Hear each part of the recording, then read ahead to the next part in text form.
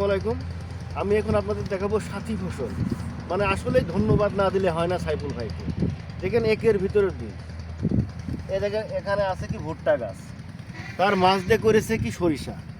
আসলে একটা অভিজ্ঞ কৃষক এবং সচেতন কৃষক ছাড়া এগুলো সম্ভব না। এবং আমি স্যালুট জানাই ভাইকে যে ভাই এরকম একটা সুন্দর কাজ করেছে। একটা ফসলের ভিতরে দুইটা ফসল, মানে একটা জমিতে দুইটা ফসল চাষ করা একই সময় একই প্রকার ভেতরে। যেহেতু আমাদের দেশে তেলের প্রচুর ঘাটতি আছে, সেই ঘাটতি অনুযায়ী ভাই পাশাপাশি ভুট্টার সাথে সরিষাও রোপণ করেছে। এবং এই ডিসিশনটা আমার খুবই ভালো লেগেছে ভাইয়ের জন্য, যে ভুট্টার সাথে সাথে সরিষা করেছে। এবং ভাইকে বলবো যে আপনি কি মনে করে এই জিনিসটা করেছেন, কেউ কেউ বলেছে কিনা আপনার এরকম? না, আসলে আমার চিন্তাধারা ছিল যে এই ভুট্টা হলো 6 মাসের একটা ফসল।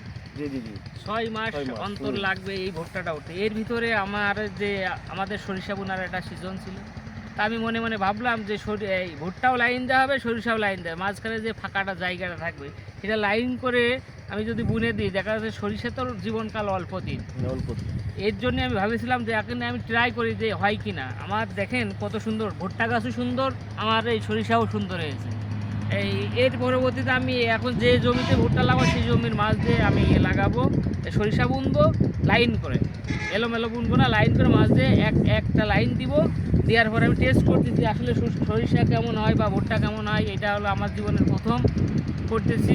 এরপরে যদি ভালো হয়, আমি যদি আমার ভুট্টায় যদি কোনো ক্ষতি না হয়, যদি আবার সরিষায় ফলন ভালো হয়, আমি দুইটাই করবো ইনশাল্লাহ আগামী বছর। যাই হোক, ভালো একটা ডিসিশন। তবে ভালো না হওয়ার কিছু নেই, দুইটাই হবে।